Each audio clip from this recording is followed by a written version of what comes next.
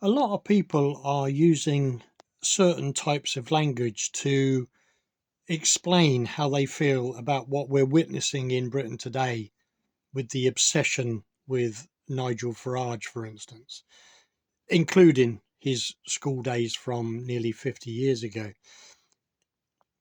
But this is the behaviour of the ruling classes, and it shows just how desperate they are and how fearful they are of a potential reform government. It does show just how much they're panicking over this massive rise of reform, growing in the polls all the time, membership growing all the time. A ruling class that is totally adrift to the way that this country is, and yet they claim to understand where this country is at the moment. But they have no real answers to the arguments, the political arguments that reform are putting on the table. They just always say the same things. Oh, they can't afford it. They haven't thought it through.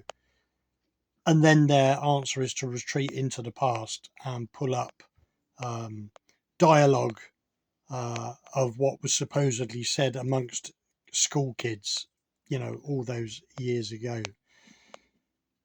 And it's the laziest trick in the book, and it's always the one that people tend to go to, isn't it? Let's badmouth people. If we can't fight them on policy properly, and if we're doing such a bad job, let's just dismiss them as racists or whatever.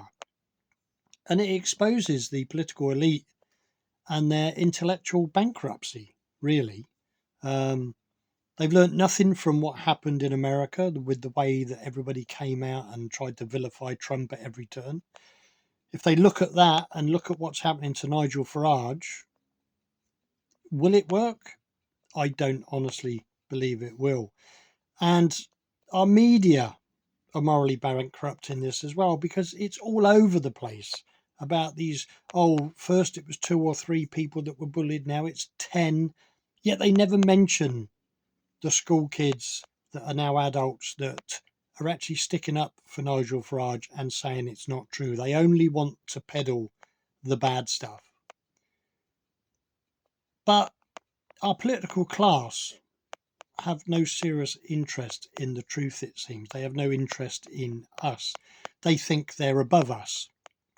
They sense that the power and control that they have is slipping away with the rise of reform.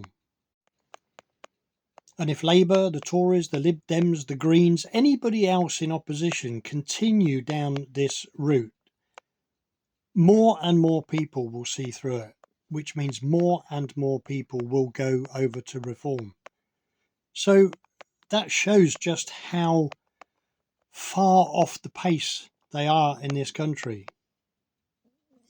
Just in these last few days, with all this talk of Nigel Farage's school days, reform have gone back up in popularity, and more people are coming out and saying they don't care.